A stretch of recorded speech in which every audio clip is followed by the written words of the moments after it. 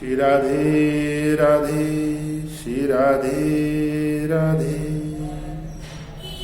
ओम श्री गणेशाय नमः।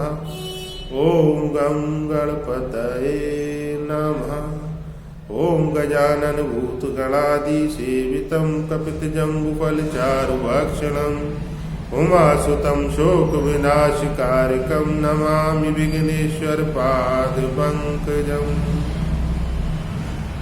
दोस्तों, श्री गणेश जी को स्मरण करते हुए प्रथम पूज्य लंबोदर अष्टविनायक संकट मोचन गणेश जी को स्मरण करते हुए इस वीडियो का प्रारंभ करते हैं। संकट मोचन हनुमान जी को भी कहा जाता है और संकट मोचन गणेश जी को भी बोला जाता है। गणेश जी परम ब्रह्म का भी स्वरूप, सभी देवी देवताओं की शक्तियां गणेश जी के अंदर समाहित। ब्रह्म से ऊपर परम ब्रह्म होता है दोस्तों, जिसने ये सारा संसार रचा है और वही विधाता है। संकट मोचन आपके भी संकट दूर कर देंगे, आपकी भी मनोकामना पूरी कर देंगे। गणेश जी अत्यंत दयालु हैं और 29 जनवरी दिन सोमवार को संकट चतुर्थी गणेश चतुर्थी का व्रत आ रहा है। पूर्ण विधि विधान के साथ जो स्त्री या पुरुष इस व्रत को करते हैं, संकल्प लेने के उपरांत उनकी सभी मनोकामनाएं, सभी इच्छाएं और सभी संकट दूर करते हैं, सभी इच्छाएं पूरी करते हैं, मनोकामनाएं पूरी करते हैं। जो भी मनोकामना लेकर ये व्रत वो कर रहे हों और उनके सभी संकट मोचन श्री गणेश जी की आशीर्वाद से, उनकी कृपा से निश्चित ही समाप्त हो जाते हैं दोस्तों।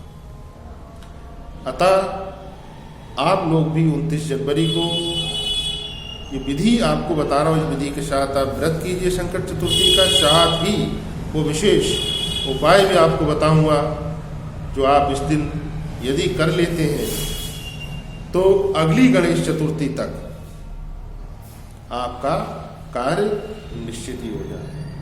शर्त यही है दोस्तों, पूरे मनोयोग से कीजिए, श्रद्धा भाव से कीजिए और कोई भी ऐसी कृति मत कीजिए कि जो धर्म विरुद्ध हो।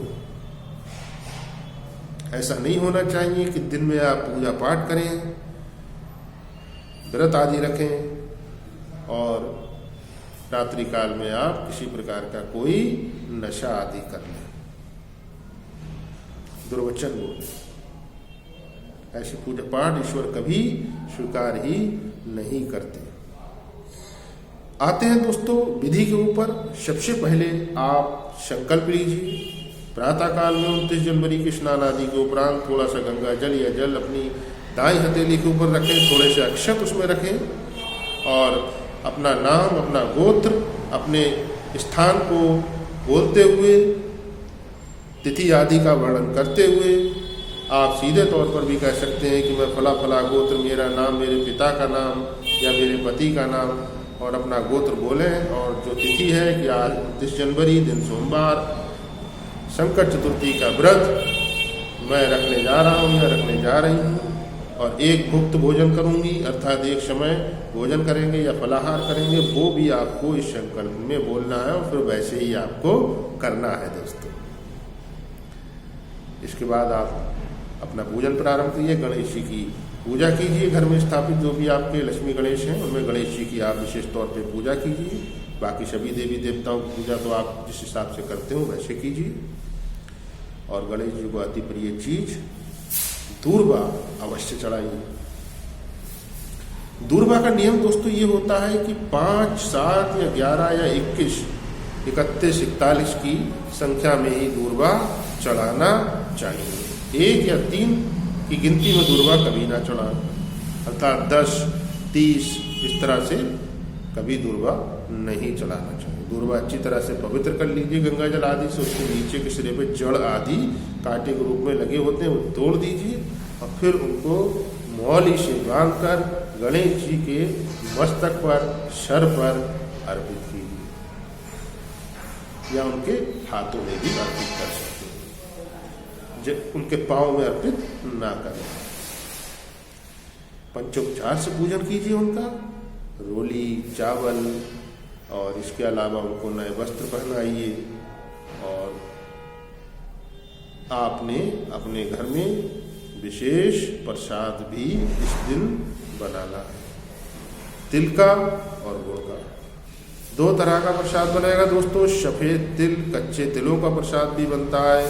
कच्चे तिल और गुड़ को आपस में, गुड़ को थोड़ा सा दरदरा कर लीजिए और उसमें कच्चे तिल के साथ मिक्स करके लड्डू बनाकर उसका भोग प्रातः काल में लगाइए। और थोड़े से तिल आप अपनी श्रद्धा अनुसार जैसे भी करते हो अपने घर में वो कीजिए। अधिक मात्रा में बनाते हो तो अधिक मात्रा में बनाइए, लेकिन भुने हुए तिल का प्रसाद भी लड्डू के रूप में गणेश जी को अर्पित करना है। और सायंकाल में तारों की और चंद्रमा की पूजा विशेष तौर पे आपको करके अपने व्रत को पूर्ण करना है। उसमें आपको एक थाल बनाना है पूजा का दोस्तों, जिसमें आप पूजा वाली 2 सुपारी रखेंगे, जो एक शकट कहलाता और एक शकटुआ। उनको आप रोली, चावल से तिलक कीजिए, कलाया आदि से उनके ऊपर थोड़ा सा कलाया आदि बांध दीजिए। बांध सकें तो बड़ी सुपारी लाइए थोड़ा, जिससे कि कलाया बांधने में, कलावा बांधने में कोई समस्या ना हो। एक दीपक भी उस थाली में रख लीजिए और दोनों तरह के तिल लड्डू का प्रसाद आप, गुड़ के लड्डू आदि आदि जो आपने बनाए हैं, कच्चे तिल और थोड़ा भुने हुए पीसे हुए तिलों का जो आपने भोग बनाया वो भी रख लीजिए। उसमें 1 लोटा जल रख लीजिए और अपने घर की छत पर पहुंच जाइए। साथ ही पुष्प, विशेष तौर पे पीले रंग के पुष्प और सफेद लेकर अपने घर की छत पर पहुंच जाइए। छत पर थोड़ा सा जल कहीं पर साफ जगह पर डालिए। साफ करने के लिए वहां पर आप रोली घोलकर चंद्रमा बनाइए। उस चंद्रमा पर वो सुपारी दोनों रख दीजिए। रोली तिलक से उनका फिर एक बार तिलक कीजिए रोली अक्षत से, पुष्प आदि उन पर अर्पित कीजिए। फिर वो जो प्रसाद है वो चंद्रदेव तारों का स्मरण करते हुए, जैसे कि आप उनको समर्पित कर रहे हैं, उनको दिखाते हुए वो जो सुपारी हैं उन पर आपको अर्पित करते जाइए। जो चंद्रमा आपने बनाया है रोली का उस पर आप अर्पित करते जाइए। धूप बत्ती आदि प्रज्वलित करिए, दीपक प्रज्वलित कीजिए। दीपक चंद्र को और तारों को दिखाइए। गंगा जल थोड़ा सा उस सामग्री पर अर्पित कीजिए। उनसे प्रार्थना कीजिए कि वो आपके संकटों को टाल दें। एक परिक्रमा कीजिए उस चंद्रदेव की जो आपने बनाए हैं। चंद्रदेव को प्रणाम कीजिए और घर के नीचे चले आइए। दीपक ऊपर ही जलता हुआ रख आए।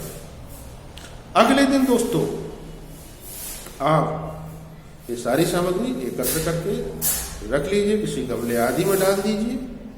निर्माल्य के रूप में ये हो जाती है। फिर इसको आप कभी भी बहते हुए जल में प्रवाहित कर दें या फिर अपने घर के गमले में ही उसको रह लें। पक्का मिष्ठान भोजन आदि बनता है इस दिन, उसी का भोजन किया जाता है। और अपने घर में ठाकुर जी आदि बिठा लें तो उनका भी भोग लगाइए। और हो सके तो एक थाली भोजन पक्का आप मंदिर में किसी वृद्ध ब्राह्मण को देकर आए, बहुत अच्छा है। अब उपाय पर आते हैं दोस्तों। विशेष उपाय, इस दिन आपको देशी पान, 7 देशी पान आपको लेने हैं। साबुत लीजिए, उनकी ना डंडी टूटी हो, ना ही नोक उनकी खराब हो, खंडित ना हो, किसी प्रकार का उन पर काला धब्बा ना हो और कटापटा पान ना हो। 7 पान आप रोली और उससे तिलक कीजिए उन पर, और हल्दी से तिलक कीजिए, अक्षत आदि उन पर चढ़ाइए और उनकी एक माला मौली से बना लीजिए। मौली से माला बनाने के उपरांत सबसे ऊपर जो पान आपका आएगा, अर्थात जो पान आपने सबसे पहले उस माला में डाला हो, उसके ऊपर अपनी मनोकामना, जो भी आपकी इच्छित कामना है, वो आप उस पर लिख दीजिए हल्दी से। हल्दी को थोड़ा सा घोलकर, और ये वाली जो आपकी पहली उंगली है, इस उंगली से आप उस पर अपनी मनोकामना जितने भी शॉर्ट फॉर्म में लिख दीजिए। धन की कामना है तो उसके ऊपर धन लिख दीजिए, विवाह की कामना है तो विवाह लिख दीजिए, अन्य किसी प्रकार की कोई कामना है तो वो लिखकर ये सारी मालाएं आप अपने घर के निकट का जो शिवालय हो, उस शिवालय में जो शिवलिंग हो उन पर अर्पित कराइए। सायकाल में भी कर सकते हैं ये, और प्रातःकाल में भी कर सकते हैं। किसी भी समय इस उपाय को कर दीजिए। ये उपाय बहुत कारगर है, शास्त्रोक्त उपाय है ये, और निश्चित ही आपकी मनोकामना पूर्ण हो जाएगी दोस्तों, गणेश जी की कृपा से। मित्रों, वीडियो अच्छा लगा तो लाइक अवश्य कीजिएगा। चैनल पर पहली बार आए हों तो सब्सक्राइब करें। कुछ पूछना हो तो कमेंट बॉक्स में आकर पूछ सकते हैं। जय सिया राम।